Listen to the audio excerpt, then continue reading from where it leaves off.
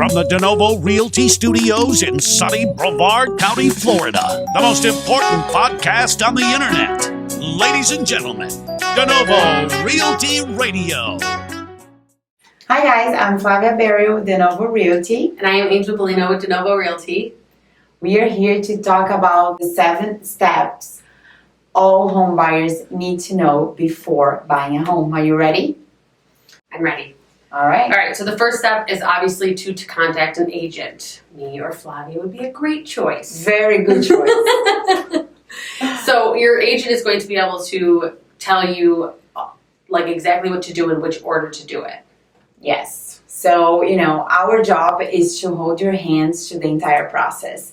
Second, very important thing would be get pre-approved. Why get pre-approved right up front?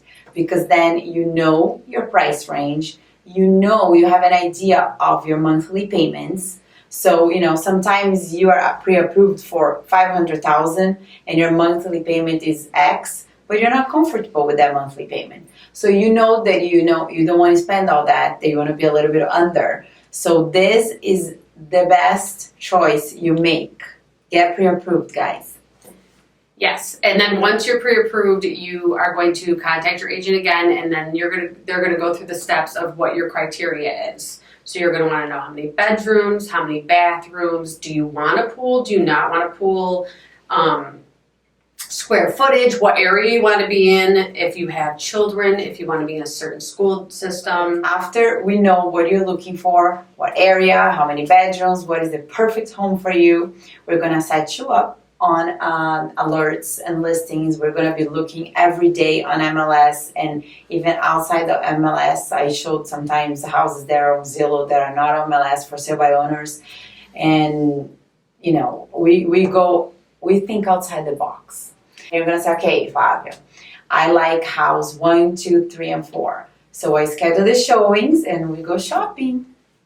And house shopping is the most exciting part and also the most critical part, because when you are looking at houses, it helps you narrow down exactly what you want. Yeah. Because most of the time when you're looking at a house, there are some times where you can go in and you fall in love with the area, but not exactly like the layout of the house. But that stuff you could fix. Yeah. So you have to remember the incidental stuff that is more important. Yeah, and I always say that it's very important to know, don't get stuck on, I want a house 2,500 square feet.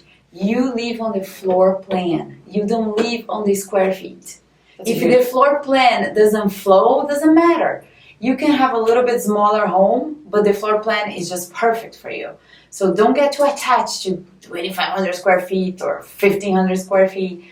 And also, you live in your monthly payment, not on the purchase, the house. Point. That's huge. Because sometimes you go, oh, this house is too expensive. But if you're comfortable, interest rates are so low right now, why not to buy a bigger and better home? Exactly. You live in your monthly payment, guys. Come on.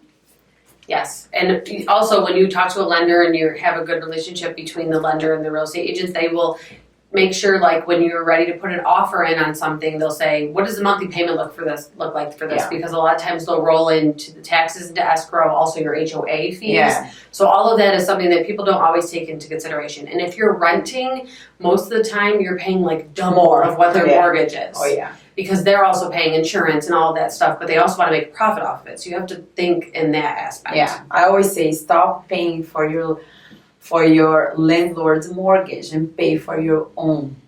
Yeah. That's all. Yeah, it's huge.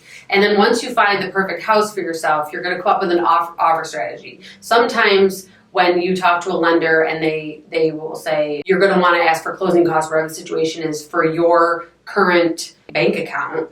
So say you find the house you love, but you know that you're going to need, 3% of closing costs paid for or whatever. You talk to your agent and your lender and you come up with, what do you want to offer? What are any of the contingencies you want, as far as, can I ask for closing costs? Can I ask for a home warranty? Can I put less or more down to be able to cover a lower payment? Mm-hmm. Yeah, those are very, very good points. And I feel that also when it comes to negotiation, the most important thing is to have an agent that is going to fight for you, that knows what they're doing. Like, we bring to the table our experience we have negotiated hundreds of contracts before. So we know there is a human being on the one side, another human being on the other side, mixed feelings, and we are there to take all the feelings out of situation and look at numbers and look what makes sense and represent you the best way possible.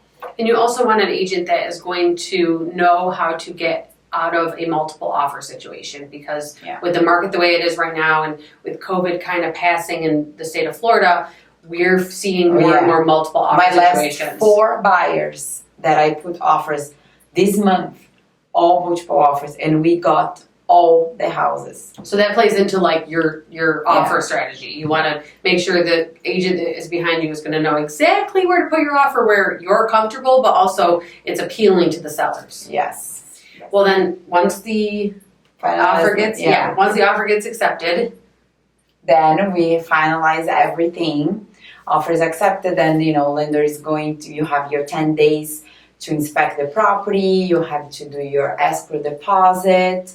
And after, everything is approved, we set up final walkthrough, closing date, and you get your keys. Yep, that's the exciting part. Yeah. And when you, knowing that you have an agent that is going to make sure that entire process is super smooth and that there's no hiccups, and having... Which is hard. Sometimes there is hiccups, guys. And there's always, other negotiations going on. I know that some people think, okay, well, we put the offer in and then the agent kind of just sits back. But there's always roadblocks along the way. Requests for repair that come up with the inspection. Sometimes the appraisal doesn't come at value. We have to fight appraisal.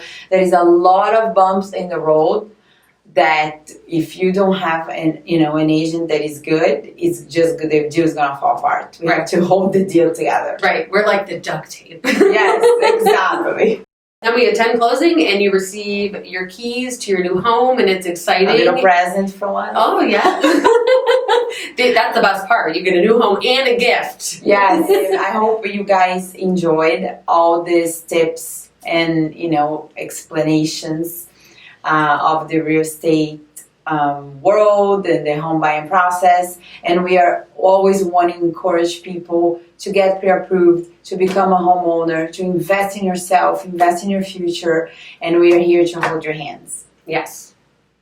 That's it. Thanks for watching. Good job, Angel. Now go!